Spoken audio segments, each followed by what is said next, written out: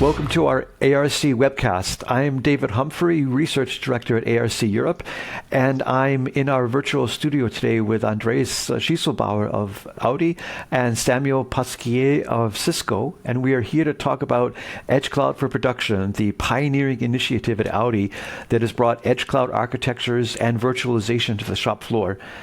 Samuel is joining us today because we want to ask specific questions about Cisco's contribution to the EC4P project.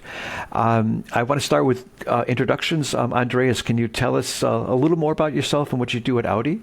Hello, David. Thanks for having us here. My name is Andreas Schiesslbauer, and I've been working as a network architect on the EC4P team since 2024. My primary responsibilities there include handling network-related topics and implementing rollout projects. In total, I have more than 16 years of experience developing various network architecture solutions for Audi. And Samuel, out in California, can you tell us about yourself and tell us what you do at Cisco? Sure, and thank you for having me today. So Cisco is known to build IT equipment and IT networking equipment, but for the last 20 years we have been building industrial networking equipment. So I lead at Cisco the division that builds those industrial networking and security products for environment like manufacturing, and that's why I'm here today on this show to talk about what we do in that space. Thanks to both of you for joining. Andreas, let's start with you. Tell us, please, a little bit about EC4P. I know that Audi kicked off this project back in 2018, and since then you've made a lot of progress. Actually, EC4P started as a small internal tech initiative. We were asking ourselves a simple question. Is it possible to get even more out of hardware-based PLCs? Make it smarter, optimize patching? And do they really need to be installed as hardware in control cabinets, or can they also be operated virtually? You know, in IT, virtualization had already become second nature, moving VMs from host to host, building resilient clusters, or developing disaster recovery concepts. But on the OT side, everything was still very hardware-bound. So we thought, why not bring those IT advantages into the body shop? It could give us more flexibility, let us roll out updates and security patches centrally, and it integrates much more tightly with the rest of our IT landscape. And on top of that, it sets us up with a future-proof foundation for things like AI, simulation, and digital twins. Well, it's a pretty bold move. If I think of virtual PLCs, they weren't exactly mainstream at that point in the project. Exactly. And once we started digging, we realized the potential was even bigger. Beyond the PLCs, we looked at the assembly lines and saw all these industrial thick clients. At the end of the day, powerful, but expensive. And above all, not exactly easy to maintain at scale. That sparked the idea of replacing them with thin lines connected to virtual remote stations. This offers a number of advantages: light hardware, easy updates, and lower cost. And in addition to that, a more flexible architecture. It should also be said that our requirement in this sub-project was to design the backend so that the worker wouldn't notice any difference at all. The goal was same screen, same workflow, same experience, just powered by a virtual workstation. But you didn't just virtualize PLCs, you completely rethought the entire production infrastructure, if I understand correctly. That's right, David. And to make that happen, we knew we couldn't do it alone. That's why we teamed up with the key players in networking, virtualization, and industrial control. In this project, we brought together Cisco, Broadcom, Siemens, and Audi.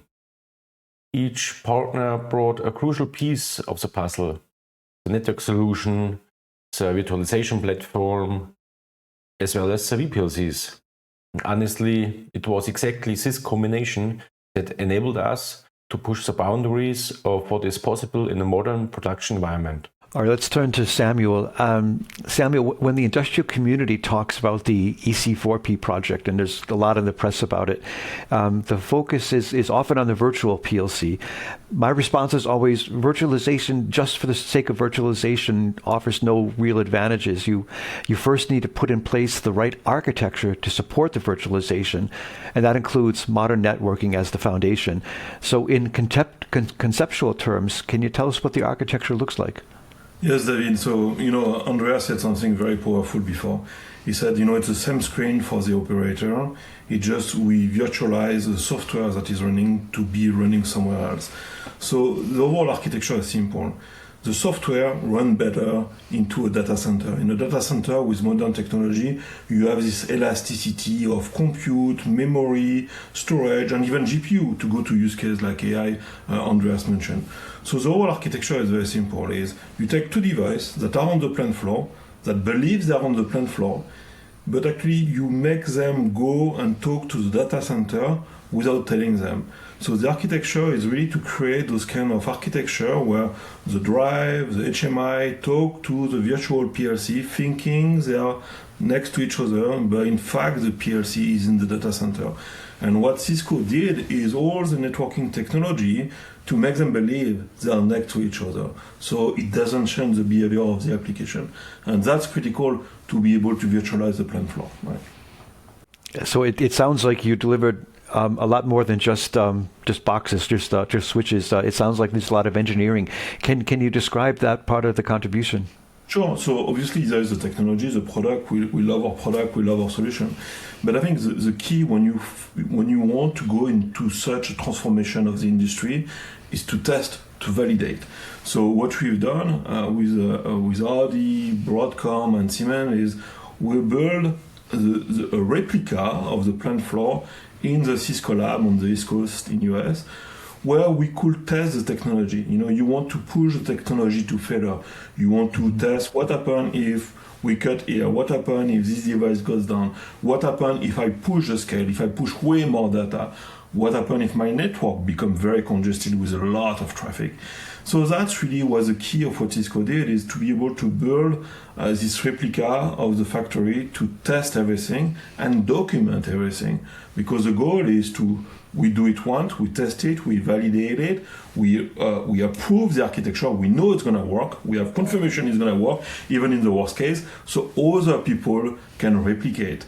What is we are very grateful with Audi is they are driving this transformation in the industry, but they are sharing so other industry players can go and embark on the same journey. And to do that, you need to document. So our job was really that, put the lab so we can test and push the limit. Right? Back to Andreas, EC4P runs all this virtualized software, including the virtual PLC, in a data center that's located 8 kilometers away from the plant. For most automation engineer, and I'm an automation engineer, that sounds completely insane. Why put the data center so far away? Basically, our solution should not require the construction of new data centers. And that's why we rely on the data centers that already exist at each location. As you know, these facilities must meet strict requirements, and they're often geographically separated, sometimes several kilometers away from each other. And now it's getting exciting, David. During our initial tests, we realized that the existing redundancy mechanisms in routing protocols between switch modules or at the link level weren't sufficient for our use case. So together with Cisco and Broadcom, we developed a solution that duplicates the Profinet data stream and sends it across independent network segments. The packets are therefore duplicated for redundancy reasons, and in the end you still get a pure data stream. Oh, and by the way, this approach is now formally documented in the Cisco validated design. All right, but automation people are used to having the PLC just a few meters away from the machine. Doesn't that distance cause problems? In a traditional body shop, absolutely. The PLC sits basically around the corner from the Profinet device. Short cables, maybe some switches, everything is very local. In our case, we are referring to Profinet real-time, RT, with its corresponding latency requirements. Previously, latency accumulates just over short copper cables and through the layer 2 switches used in the projects. Once PLC moves to a data center, you need to look at the route from the plant to the data center. Every kilometer of fiber optic cable and each additional switch adds a little bit of delay in latency. Something you need to keep an eye on, but it's manageable with a well-designed path. You can still add quite a bit of latency here. So you're basically engineering the network path very carefully. Yes. At the end of the day, we account for the latency on the fiber, the processing delays in the active components, and the response time requirements of the protocol itself. Of course, this assumes that the hypervisor provides real-time capability in the first place. That's why we analyze the entire connection during the design phase of every project. You know, modern network hardware is extremely fast, and with a solid end-to-end quality of service concept, the overall latency stays within the limits what the control system can handle. It's also worth mentioning that we operate with mixed traffic. We don't run a separate network just for Profinet. Instead, we prioritize Profinet, voice and video at different levels to make the most out of the Cisco SDA network. All right, that makes sense from an IT perspective, but there's another OT aspect that I have a question about. Samuel, I understand that you did some trick with Profinet, something about mimicking layer 2 connectivity. Can you describe that to us in detail? Yeah. So the whole idea is, like I explained, is we want, let's say, the drive or the robot to believe they are next to the PLC. But the PLC is in fact running in the data center a few kilometers away.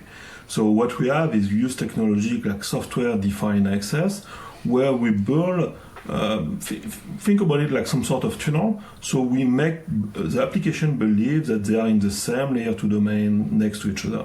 The reality is well different.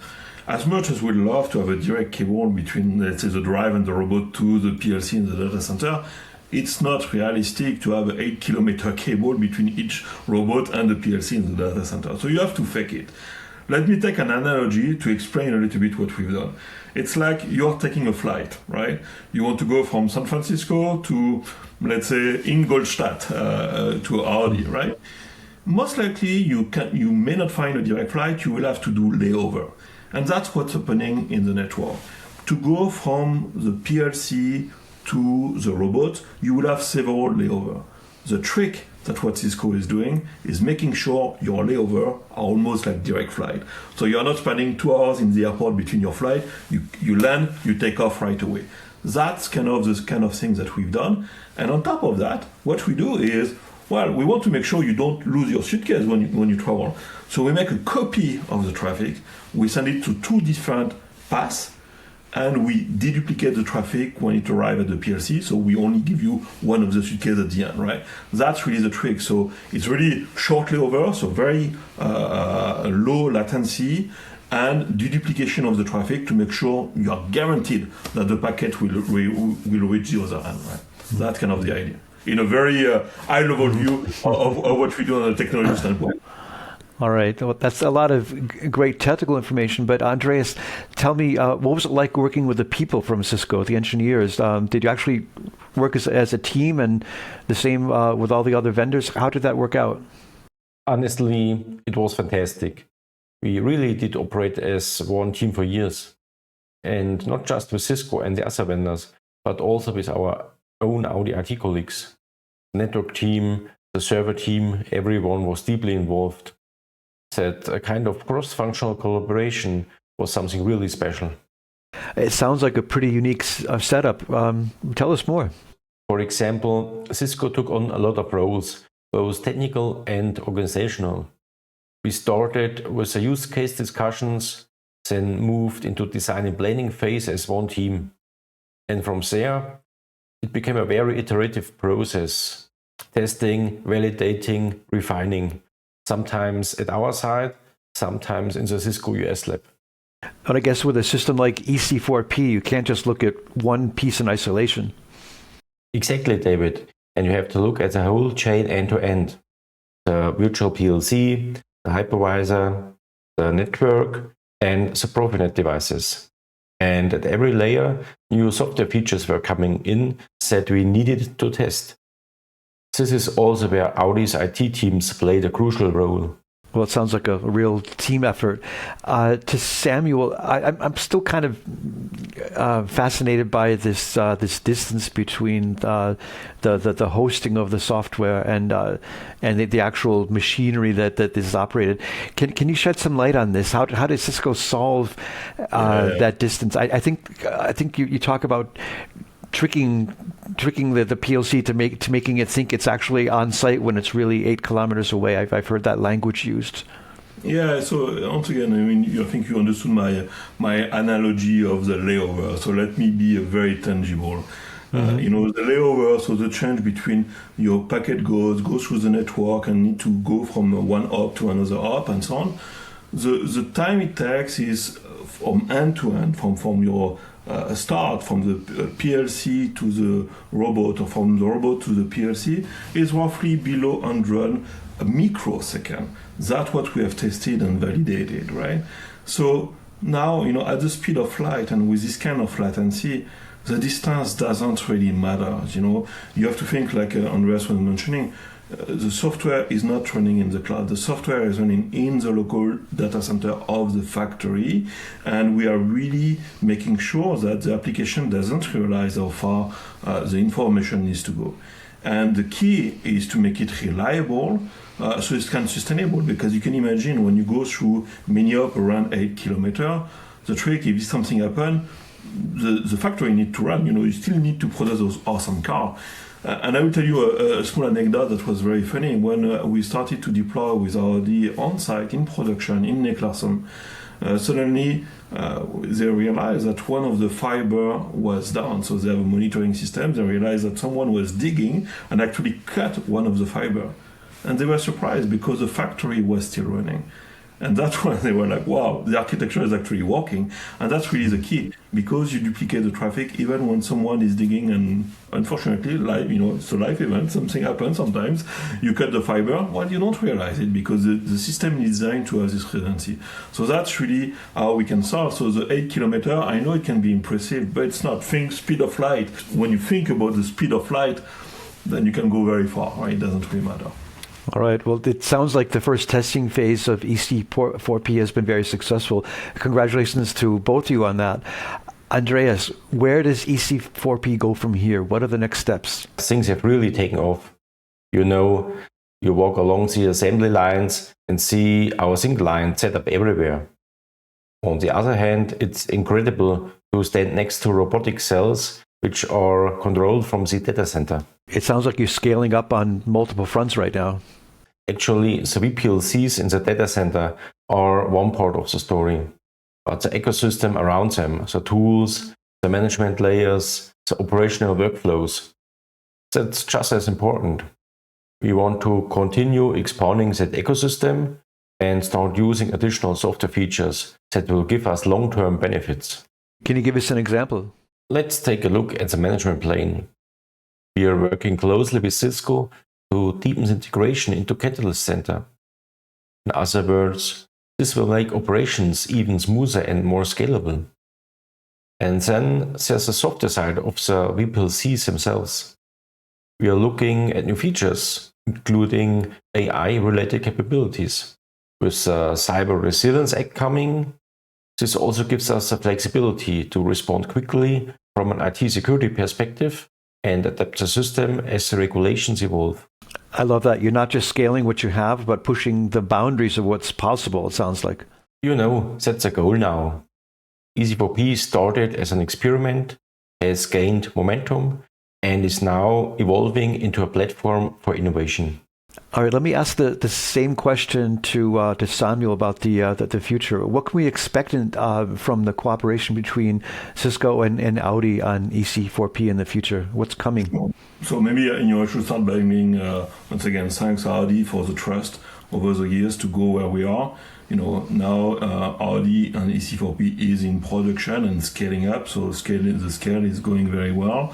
So we are very proud of that. Now what we want is really to be able to document that with those Cisco validated design or validated profile that other player can go and use and replicate this architecture. That's the real value. So the industry can move and understand the flexibility that you have when you have this elasticity of the software that you can run in your local computer room. So that's super important. But after, we need to go what next? Look, we are in 2026. Everyone is talking about AI. Andreas mentioned it a little bit. There's a lot of activity around physical AI. And obviously, that's where we want the future to go. So I cannot share more right now, but we'll be back. And I will tell you that we are investing and really making sure that this infrastructure is solid, proven, tested, validated to enable even more use cases that are even more demanding than what we have today. So it's very exciting, and it's fascinating to see how the manufacturing world is evolving and the inertia that there is behind it to evolve and go and modernize, right? So. All right, that sounds like a good thought to end on. This is a story that is continuing. We are planning a series of webcasts on the topic of EC4P, so stay tuned. Also, we expect a keynote speaker from Audi to join us at the ARC European Forum in Barcelona in the first week of May. So I look forward to that. Maybe we'll see Cisco there, and I know that Siemens is joining the panel as well. So I want to thank both of you for joining us today. It was great having you. I really enjoyed talking to you about the technical side, but also the teamwork, the human side of the project and the cooperation. Thanks for joining. And to our audience, thanks for tuning in, and see you soon at an ARC webcast coming up.